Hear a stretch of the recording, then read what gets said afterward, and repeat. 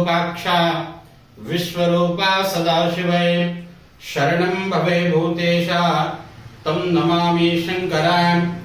ಆತ್ಮೀಯ ಶ್ರೀ ಬಸವೇಶ್ವರ ಜ್ಯೋತಿಷ್ಯ YouTube channel ನನ್ನ ಎಲ್ಲ ಪ್ರೀತಿಯ ವೀಕ್ಷಕರಿಗೆ ಹೊಸ ವರ್ಷ 2025ನೇ ವರ್ಷ ಸಮಸ್ತ ನಾಡಿನ ಜನತೆಗೆ ಹಾಗೂ ಮೇಷ ರಾಶಿಯ ವೀಕ್ಷಕರಿಗೆ 2025ನೇ ವರ್ಷದ ಆರ್ಥಿಕ ಶುಭಾಶಯಗಳನ್ನು ಕೋರುತ್ತಾ, ಹಾಗೆ 2025ನೇ ವರ್ಷದಲ್ಲಿ ಮೇಷ ರಾಶಿಯವರಿಗೆ ಯಾವ ಗ್ರಹದಿಂದ ಏನೇನು ಶುಭಗಳಿದೆ, ಯಾವ ಗ್ರಹದಿಂದ ಎಚ್ಚರಿಕೆಯನ್ನು ವಹಿಸಿಕೊಳ್ಳಬೇಕು ಅನ್ನುವಂಥದ್ದು ನೋಡ್ಕೊಂಡು ಬರೋಣ. ಮೊದಲನೇದಾಗಿ ನಾವು ವರ್ಷ ಭವಿಷ್ಯ ಅಂತ ತಿಳ್ಕೊಂಡಾಗ ಶನಿ ಮತ್ತು ಗುರುವಿನ ಬದಲಾವಣೆಯನ್ನು ನಾವು ಮೊದಲನೇದಾಗಿ ತಿಳ್ಕೊಳ್ತೀವಿ. ಶನಿ ಮಾರ್ಚ್ 28ನೇ ತಾರೀಕಿನಿಂದ ಮೀನ ರಾಶಿಗೆ ಪ್ರವೇಶವನ್ನು ಮಾಡ್ತಾರೆ. ಮಾರ್ಚ್ 28ನೇ ತಾರೀಕುವರೆಗೂ ಕೂಡ ನಿಮಗೆ ಲಾಭದಲ್ಲಿ ಶನಿ ಪರಮಾತ್ಮ ಸಂಚಾರವನ್ನ ಮಾಡ್ತಾ ಇರ್ತಾರೆ. ಮಾರ್ಚ್ 28ನೇ ತಾರೀಕು ನಂತರ ನಿಮಗೆ ನಷ್ಟಭಾವದಲ್ಲಿ ಮತ್ತು ಸಾಡೆ ಸಾತಿ ಮೇಷ ರಾಶಿಯವರಿಗೆ ಆರಂಭ ಆಗುತ್ತೆ ಎನ್ನುವಂಥದ್ದು. ಹಾಗೆ ಗುರು ಮೇ 15ನೇ ತಾರೀಕುವರೆಗೂ ಕೂಡ ನಿಮಗೆ ಗುರು ಬಲ ಸಂಪೂರ್ಣವಾಗಿ ಇರುತ್ತೆ. ನಂತರ ಮೇ 15ನೇ ತಾರೀಕು ನಂತರ ಗುರುವಿನ ಬಲ ಇರುವುದಿಲ್ಲ ಅಂತ. ಹಾಗೆ ರಾಹು ಮತ್ತು ಕೇತು ಗ್ರಹವನ್ನ ನಾವು ನೋಡ್ಕೊಳ್ತೀವಿ. ಮೇ 18ನೇ ತಾರೀಕು ಕುಂಭ ರಾಶಿಗೆ ರಾಹು ಗ್ರಹ ಪ್ರವೇಶವನ್ನು ಮಾಡ್ತಾರೆ. ಅದೇ ದಿವಸ ಕೇತು ಗ್ರಹ ಸಿಂಹ ರಾಶಿಗೆ ಪ್ರವೇಶವನ್ನ ಮಾಡ್ತಾರೆ. ನಾವು ಗ್ರಹಗಳನ್ನ ಪರಿವರ್ತನೆ ಬಗ್ಗೆ ನಾವು ತಿಳ್ಕೊಂಡ್ವಿ.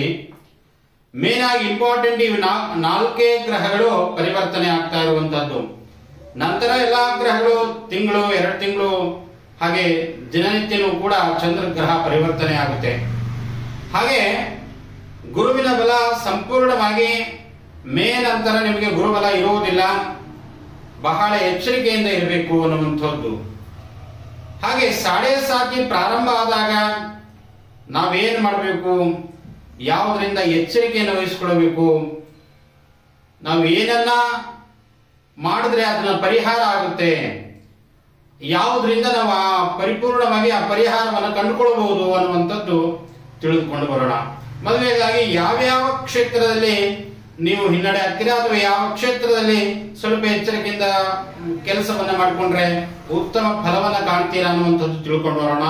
ಮೊದಲನೇದಾಗಿ ಆರೋಗ್ಯ ಕ್ಷೇತ್ರ ಆಗಿರಬಹುದು ಅಥವಾ ಶಿಕ್ಷಣ ಕ್ಷೇತ್ರ ಆಗಿರಬಹುದು, ಹಾಗೆ ವೃತ್ತಿ ಅಂದ್ರೆ ಉದ್ಯೋಗ ಕ್ಷೇತ್ರದಲ್ಲಾಗಿರಬಹುದು, ಹಾಗೆ ಹಣಕಾಸು ಕ್ಷೇತ್ರದಲ್ಲಾಗಿರಬಹುದು, ಹಾಗೆ ಮದುವೆ ಅಂದ್ರೆ ವೈವಾಹಿಕ ಜೀವನ ಅಂತ ನಾವು ಕರ್ಕೊಳ್ತೀವಿ, ಹಾಗೆ ವ್ಯಾಪಾರ ಜೀವನ, ಹಾಗೆ ಪ್ರೀತಿ, ಹಾಗೆ ಮನೆಯ ವಿಷಯಗಳ ಬಗ್ಗೆನೂ ಕೂಡ ನಾವು ಈ ಸಂಚಿಕೆಯಲ್ಲಿ ನಾನು ನಿಮ್ಗೆ ಹೇಳ್ಕೊಡ್ತೇನೆ. ಇಲ್ಲಿ ನಾವು ಆರೋಗ್ಯವನ್ನ ನಾವು ನೋಡ್ತಾ ಇದ್ದೀವಿ. ಆರೋಗ್ಯ ಅಂತಂದ್ರೆ ಇಲ್ಲಿಗೆ ಕನ್ಯಾ ರಾಶಿ 6ನೇ ಮನೆಯನ್ನು ನಾವು ಕನ್ಯಾ ರಾಶಿ ಅಂತ ಕರ್ಕೊಳ್ತೀವಿ. ಮೇಷ ರಾಶಿಯಿಂದ ಕನ್ಯಾ ರಾಶಿ 6ನೇ ರಾಶಿ ಆಗುತ್ತೆ. ಆ ರಾಶಿ ಅಧಿಪತಿಯಾಗಿರ್ತಕ್ಕಂಥವನು ಕೂಡ ತಮ್ಮ ಗ್ರಹಕ್ಕೆ ಶತ್ರು ಆಗಿರ್ತಾನೆ ಎನ್ನುವಂಥದ್ದು. ಹಾಗೆ ಸ್ವಲ್ಪ ಮೇಜರ್ ಆಗಿ ಆರೋಗ್ಯದ ಕಡೆಗೆ ಗಮನವನ್ನು ಇಟ್ಟುಕೊಳ್ಳಿ. ಗುರುವಿನ ಬಲ ಸಂಪೂರ್ಣ ಇರುವುದಿಲ್ಲ. ಅಶ್ವತ್ಥ ಮರಕ್ಕೆ ಪೂಜೆಯನ್ನು ಮಾಡುವುದರಿಂದ ಅಥವಾ ಮನೆದೇವರ ಪೂಜೆ ಪುನಸ್ಕಾರಗಳನ್ನು ಮಾಡುವುದರಿಂದ ಉತ್ತಮ ಫಲಗಳನ್ನ ತಾವು ಕಾಣಬಹುದಾಗಿದೆ. ಇನ್ನ ಶನಿಯ ಸಾಡೆ ಸಾತಿ ಬಂದ ತಕ್ಷಣ ನಮ್ಗೆ ಏನೋ ಆಗುತ್ತೆ ಭಯ ಪಡುವಂತ ಅವಶ್ಯಕತೆ ಇಲ್ಲ. ಸಾಡೆ ಸಾತಿ ಆರಂಭ ಆಗಿದೆ, ನಾವು ಹೇಗೆ ಅದನ್ನ ಪರಿಹಾರ ಮಾಡಿಕೊಳ್ಬೇಕು? ಬನ್ನಿ ಮರಕ್ಕೆ ದೀಪವನ್ನು ಹಚ್ಚುವುದಾಗ ಆಗಲಿ ಅಥವಾ ಶನಿ ಪರಮಾತ್ಮನ ಸನ್ನಿಧಾನಕ್ಕೆ ಹೋಗಿ ಎಳ್ಳು ಬತ್ತಿಯ ದೀಪವನ್ನು ಹಚ್ಚುವುದರಿಂದ ಆಗಲಿ ಅಥವಾ ಎಳ್ಳೆಣ್ಣೆಯ ಅಭಿಷೇಕವನ್ನು ಮಾಡಿಸುವುದರಿಂದ ಆಗಲಿ, ಈ ತರ ಮಾಡಿದಾಗ ಶನಿ ಶಾಂತಿಯನ್ನ ಮಾಡಿಸುವುದರಿಂದ ಆಗಲಿ ಸ್ವಲ್ಪ ದೋಷಗಳನ್ನ ಕಡಿಮೆ ಆಗ್ತದೆ ಅನ್ನುವಂಥದ್ದು. ತಮ್ಮ ಆರೋಗ್ಯದಲ್ಲೂ ಕೂಡ ಸುಧಾರಣೆ ಆಗುತ್ತೆ. ಏನಾದರೂ ಆರೋಗ್ಯ ಸಮಸ್ಯೆ ಇದ್ರೆ ಆರೋಗ್ಯ ಸುಧಾರಣೆ ಆಗುತ್ತೆ ಅನ್ನುವಂಥದ್ದು. ಹಾಗೆ ಶಿಕ್ಷಣ ಕ್ಷೇತ್ರದಲ್ಲಿ ತಮ್ಮ ಮಕ್ಕಳು ಏನಾದರೂ ಓದಿನಲ್ಲಿ ತೊಂದರೆಗಳನ್ನು ಅನುಭವಿಸ್ತಾ ಇದ್ರೆ ಅಥವಾ ವಿದ್ಯಾರ್ಥಿಗಳಿಗೆ ಓದಿನಲ್ಲಿ ಆಸಕ್ತಿಯನ್ನು ಉಂಟು ಮಾಡುವಂಥದ್ದು ಸ್ವಲ್ಪ ಕಡಿಮೆ ಪ್ರಮಾಣದಲ್ಲಿ ಆಗುತ್ತೆ ಈ ವರ್ಷ ಅನ್ನುವಂಥದ್ದು. ಹಾಗೆ ವೃತ್ತಿ ಜೀವನದಲ್ಲೂ ಕೂಡ ಹಾಗೆ, ಉದ್ಯೋಗದಲ್ಲೂ ಕೂಡ ಹಾಗೆ. ಮೇಷರಾಶಿಯವರು ಯಾವುದೇ ಕಾರಣಕ್ಕೂ ಕೂಡ 2025ನೇ ವರ್ಷದಲ್ಲಿ ಉದ್ಯೋಗವನ್ನ ಬದಲಾವಣೆ ಮಾಡಬೇಡಿ. ಉದ್ಯೋಗವನ್ನ ಬದಲಾವಣೆ ಮಾಡಿದ್ರೆ ಮತ್ತೆ ನಿಮಗೆ ಉದ್ಯೋಗ ಸಿಗುವಂಥದ್ದು ಬಹಳ ಕಷ್ಟಕರ ಆಗುತ್ತೆ. ಆದ್ರಿಂದ ಉದ್ಯೋಗವನ್ನ ಬದಲಾವಣೆ ಮಾಡಬೇಡಿ ಅನ್ನುವಂಥದ್ದು. ಹಾಗೆ ಹಣಕಾಸಿನ ವಿಚಾರದಲ್ಲಿ ಯಾರಿಗೋ ನೀವು ಕೈ ಸಾಲ ಅಂತ ಕೊಟ್ಟಿರ್ತೀರಾ ಅಥವಾ ಯಾವುದೋ ಒಂದು ಬಡ್ಡಿ ರೂಪದಲ್ಲಿ ಕೊಟ್ಟಿರ್ತೀರಾ, ಖಂಡಿತವಾಗ್ಲೂ ಅದು ಬರೋದಿಲ್ಲ. ಬಹಳ ಜಾಗ್ರತೆಯಿಂದ ಬಡ್ಡಿ ವ್ಯವಹಾರವನ್ನು ಮಾಡುವಂತವರಾಗ್ಲಿ ಅಥವಾ ಹಣಕಾಸಿನ ವ್ಯವಹಾರವನ್ನು ಮಾಡುವಂತದ್ದಾಗ್ಲಿ, ಹಾಗೆ ಚೀಟಿ ವ್ಯವಹಾರವನ್ನು ಮಾಡುವಂತದ್ದಾಗ್ಲಿ ಬಹಳ ಎಚ್ಚರಿಕೆಯಿಂದ ಮಾಡ್ಕೊಳ್ಳಿ ಅನ್ನುವಂಥದ್ದು. ಹಾಗೆ ಮದುವೆ ಅನ್ನುವಂತ ವಿಚಾರದಲ್ಲಿ ತನ್ನ ಮಗಳ ಅಥವಾ ತನ್ನ ಮಗನ ಮದುವೆ ವಿಚಾರದಲ್ಲಿ ಸ್ವಲ್ಪ ಹಿನ್ನಡೆ ಆಗುತ್ತೆ, ಅಲ್ಲಿ ತೊಂದರೆಗಳನ್ನ ಆಗುತ್ತೆ ಅನ್ನುವಂಥದ್ದು.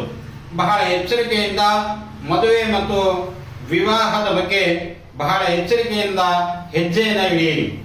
ಹಾಗೆ ವ್ಯಾಪಾರದಲ್ಲೂ ಕೂಡ ಹಾಗೆ ಕಾಂಪಿಟೇಷನ್, ಪ್ರತಿಯೊಂದಕ್ಕೂ ಕೂಡ ಬಹಳ ವೈರಿಗಳಿರ್ತಾರೆ. ನಾವೇನಾದ್ರೂ ಒಂದು ಬಿಸ್ನೆಸ್ ಅನ್ನ ಮಾಡ್ತಾ ಇದ್ರೆ, ನಾವೇನಾದ್ರೂ ಒಂದು ವ್ಯಾಪಾರವನ್ನ ಮಾಡ್ತಾ ಇದ್ರೆ ಇನ್ನೊಂದು ಅಂಗಡಿ ಹಾಕುವಂಥದ್ರಲ್ಲಿ ಕಾಂಪಿಟೇಷನ್ ಹೆಚ್ಚಳ ಆಗುತ್ತೆ ಅನ್ನುವಂಥದ್ದು. ಹಾಗಾಗಿ ನೀವು ಮಾಡುವಂತಹ ಕೆಲಸದಲ್ಲಾಗಲಿ ಅಥವಾ ನೀವು ಮಾಡುವಂತಹ ವ್ಯಾಪಾರದಿಂದಾಗಲಿ ಬಹಳ ಎಚ್ಚರಿಕೆಯಿಂದ ವ್ಯಾಪಾರವನ್ನು ಮಾಡಿಕೊಳ್ಳಿ ಎನ್ನುವಂಥದ್ದು. ಹಾಗೆ ಪ್ರೀತಿ, ವಿಶೇಷವಾಗಿ ಪ್ರೇಮಿಗಳಿಗೆ ಬಹಳ ಎಚ್ಚರಿಕೆಯಿಂದ ಇರಬೇಕು. ತಮ್ಮ ಪ್ರೀತಿ ವಾತ್ಸಲ್ಯದಿಂದ ಕಡಿಮೆ ಆಗಬಹುದು. ಬಹಳ ದಿವಸಗಳಿಂದಲೂ ಕೂಡ ಪ್ರೀತಿ ಪ್ರೇಮ ಅನ್ನುವಂಥದ್ದು ಮಾಡ್ಕೊಂಡು ಬಂದಿರ್ತೀರಾ, ಅದನ್ನ ವಿಫಲ ಆಗುವಂಥದ್ದು ಅತಿ ಹೆಚ್ಚಿನದಾಗಿ ಇಲ್ಲಿ ಸೂಚಿಸ್ತಾ ಇದೆ. ಬಹಳ ಎಚ್ಚರಿಕೆಯಿಂದ ಇರಿ ಎನ್ನುವಂಥದ್ದು. ಹಾಗೆ ಮನೆಯ ವಿಷಯಗಳು, ತನ್ನ ಸ್ವಂತ ಮನೆಯ ವಿಷಯಗಳ ಬಗ್ಗೆ ಯಾರೊಂದಿಗೂ ಕೂಡ ಹಂಚಿಕೊಳ್ಳದೆ ಇರುವಂತದ್ದು ಈ ಮೇಷರಾಶಿಯವರು ಮಾಡಬೇಕು. ಏಕೆಂತಂದ್ರೆ ಸಾಡೆ ಸಾತಿ ಪ್ರಾರಂಭ ಆಗ್ತಾ ಇರೋದ್ರಿಂದ ಬಹಳ ಎಚ್ಚರಿಕೆಯಿಂದ ಹೆಜ್ಜೆಯನ್ನು ಇಡಬೇಕು. ತಮ್ಮ ಗುಟ್ಟಗಳನ್ನ ಯಾರಿಗೂ ಹೇಳಿಕೊಡದ ಹಾಗೆ ತಮ್ಮ ವ್ಯವಹಾರವನ್ನಾಗಲಿ ವ್ಯಾಪಾರವನ್ನಾಗಲಿ ಉದ್ಯೋಗವನ್ನಾಗಲಿ ಬಹಳ ಉತ್ತಮ ಪ್ರಗತಿಯಲ್ಲಿ ಸಾಗಬೇಕು ಅಂತಂದ್ರೆ ತಮ್ಮ ಗುಟ್ಟುಗಳನ್ನ ಯಾರಿಗೂ ಹೇಳಿಕೊಡಬಾರದು ಅನ್ನುವಂಥದ್ದು ಈ 2025ನೇ ವರ್ಷದಲ್ಲಿ ಇರುವಂಥದ್ದು. ಹಾಗೆ ಕೇತು ಪಂಚಮದಲ್ಲಿ ಬರುವುದರಿಂದ ಸ್ವಲ್ಪ ವಿದ್ಯಾರ್ಥಿಗಳ ಕನಸುಗಳು ಕೂಡ ಯಶಸ್ಸು ಆಗುವಂಥದ್ದು ಸೂಚಿಸ್ತಾ ಇದೆ. ಗಣಪತಿ ಪ್ರಾರ್ಥನೆಯನ್ನು ಮಾಡ್ಕೊಳ್ಳಿ. ಗಣಪತಿ ಪ್ರಾರ್ಥನೆಯನ್ನು ಮಾಡಿಕೊಂಡ್ರೆ ಸಂಪೂರ್ಣವಾಗಿ ನಿಮಗೆ ಅನುಕೂಲ ಆಗುತ್ತೆ ಎನ್ನುವಂಥದ್ದು. ರಾಹು ಗ್ರಹನು ಕೂಡ ನಿಮಗೆ ಲಾಭದಲ್ಲಿ ಬರ್ತಾ ಇದ್ದಾನೆ. 2 ಪ್ಲಸ್ ಆದರೆ 2 ಮೈನಸ್ ಆಗ್ತಾ ಇದೆ ನಿಮಗೆ. ಒಂದು ಶನಿ ಗ್ರಹದಿಂದ ಸಾಡೆ ಸಾತಿ ಆರಂಭ ಆಗುತ್ತೆ. ಎರಡನೇದಾಗಿ ನಿಮಗೆ ಗುರುಬಲ ಹೋಗುತ್ತೆ. ಇನ್ನು 2 ಲಾಭ ಏನು ಅಂತಂದ್ರೆ ರಾಹು ಗ್ರಹ ಲಾಭ ಸ್ಥಾನದಲ್ಲಿ ಇರ್ತಾನೆ, ಕೇತು ಗ್ರಹ ಪಂಚಮದಲ್ಲಿ ಬರ್ತಾನೆ. ಆದ್ರಿಂದ ತಮ್ಮ ವ್ಯಾಪಾರವನ್ನಾಗಲಿ ಬಹಳ ಜಾಗ್ರತೆಯಿಂದ ಮಾಡಿಕೊಂಡ್ರೆ ಉತ್ತಮ ಪ್ರಗತಿಯಲ್ಲಿ ಸಾಗ್ತದೆ ಅನ್ನುವಂಥದ್ದು. ತಮ್ಮೆಲ್ಲರಿಗೂ ನನ್ನ ನಮಸ್ಕಾರಗಳು. ಶ್ರೀ ಬಸವೇಶ್ವರ ಜ್ಯೋತಿಷ್ಯ ಯೂಟ್ಯೂಬ್ ಚಾನಲ್ ತಾವು ಸಬ್ಸ್ಕ್ರೈಬ್ ಮಾಡುವುದನ್ನು ಮರೆಯಬೇಡಿ ಅಂತ ಹೇಳುತ್ತಾ ನನ್ನ ನಮಸ್ಕಾರಗಳು.